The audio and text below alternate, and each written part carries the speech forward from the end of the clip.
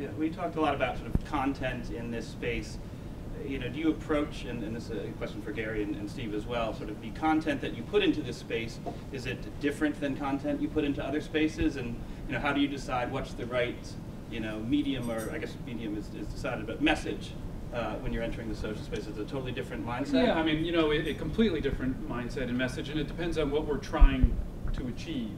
We have it's not really a blog, it's a sort of a clog. It's sort of a news channel blog, right, called GE Reports. And we established this in September when things, after Lehman Brothers, et cetera. And, we felt like we wanted to reach investors, analysts, our employees, in a way that they weren't getting through the traditional media.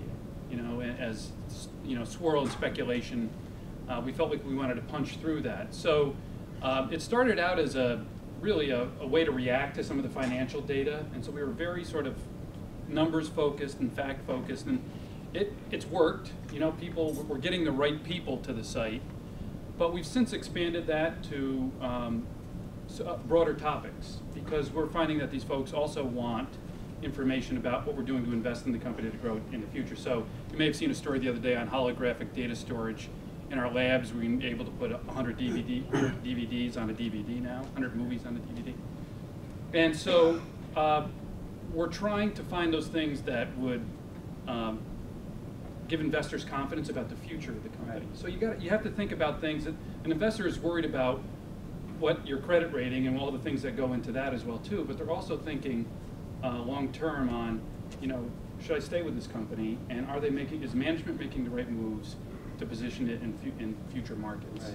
So Steve, how do you advise your clients on sort of how to approach some of these platforms? Well, I mean, we say to take an embassy strategy, to have an embassy strategy. And so much like, you go to Embassy Row in Washington, and there's the embassy for Pakistan, next door to the embassy from India maybe. I'm sure it's not a very good neighborly relationship. Anyway, bad analogy, memo to self.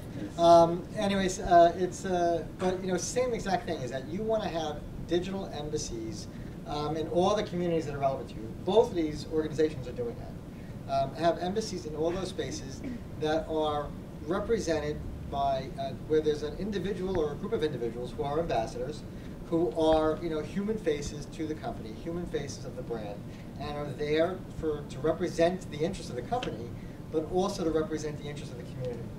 And so we think that is a replicatable strategy. You just keep doing that and doing that and doing that again, and then you'll fold up some embassies because communities collapse and new ones will emerge. I always say that a year from now there's going to be another community that sounds like a Star Wars character that we never heard of.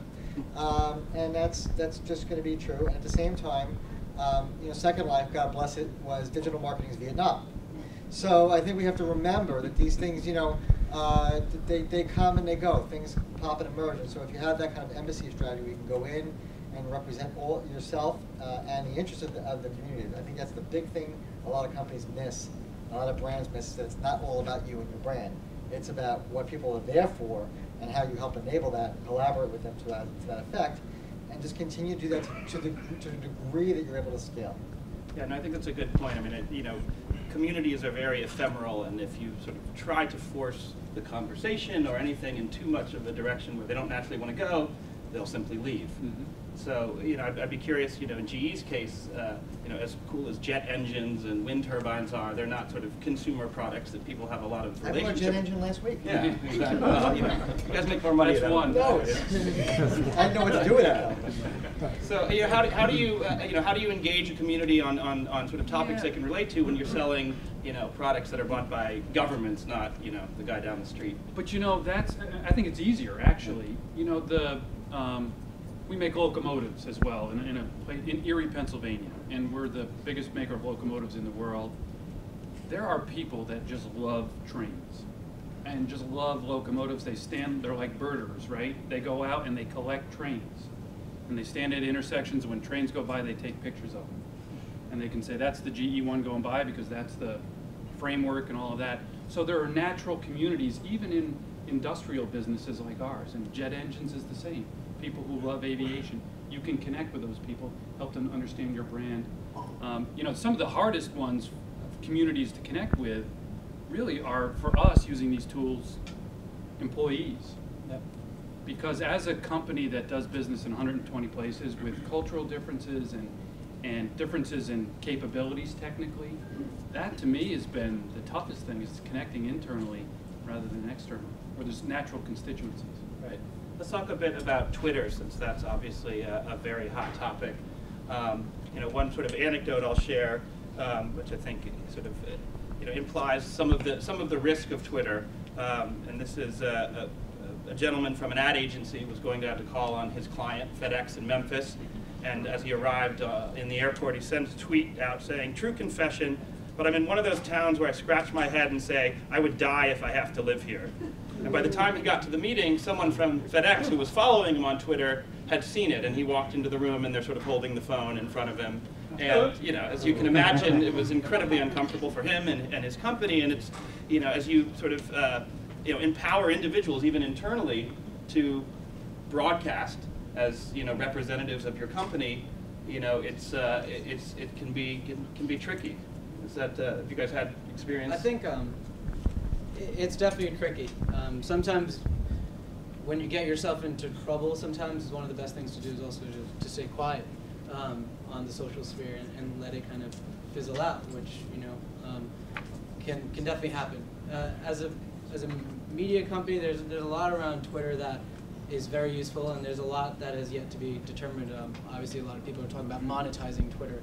And I don't think it's about monetization. I think we've been touching. That's because you don't work there. Yeah. Well, for us, Yeah. I don't know if it's about monetization. It is about traffic driving and building community, but I think where it really is a big role of ours to play in Twitter is to be authentic, right? And I think we're touching upon that here. Is you just can't go into Twitter and tout one thing, and then when they come back to your website, they see you're something else, or they come back to whatever other portal, they see you're something else.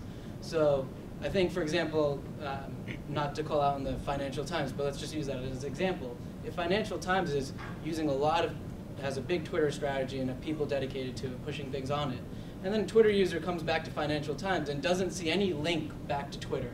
So whether it's at the end of the article, the editor says, "Follow me on Twitter," or if it's some other topic. So I mean, John McCain's on it. Throw his Twitter feed next to a John McCain story on your actual site. I think it's integrating the brand in both directions. You're not just on the platform, you're part of it. And I think for us, that's where we're trying to carve our niche, and it's working for us. What's your perspective? Yeah, I want to answer that, because I mean, I think that, you didn't mention the name of the firm, but I won't, but it was one of our competitors, but that's okay. But I mean, it happens to the best of us. Like, I've had my problems with Twitter in the past too. But I think what's happening now is that companies aren't just companies anymore. There's this phenomenon that I've been writing about called corporate all-stars. So I'm a Yankee fan, and for those of you who are Boston fans, now's the time to leave. You can come back in about 3 minutes. Much like the Yankees have had all these iconic brands that help fill the seats, right? They got the Derek Jeters of the world, the A-Rods of the world, and yes, they perform, every other season. But they help fill the seats, and they help build the Yankee brand. And there's a Yankee pride and tradition behind that. And then occasionally they screw up, and when they screw up, yes, A-Rod, that reflects on the Yankee brand. It's exactly the same thing in social media. Okay, is that a company is made out of its people, and if you're going to have reporters, if you're going to have employees, anybody out there on Twitter and all these different social spaces as themselves, they should be themselves and they should be their own personal identity, but they need to always remember that their behaviors, positive and negative, reflect back on the brand. So in my case, Edelman, God bless us, we have 1,500 clients and 50 cities around the world. I have no idea who's a client of who. I mean, I could write about, I could write about this chair, and I could find out that we represent the chair company in Indonesia. I just don't know. So, so I have to navigate that every day and try to figure out where can I play. And having good policies and procedures is a good start. We have that in place. We have guidelines in place. We've trained everybody on what those are.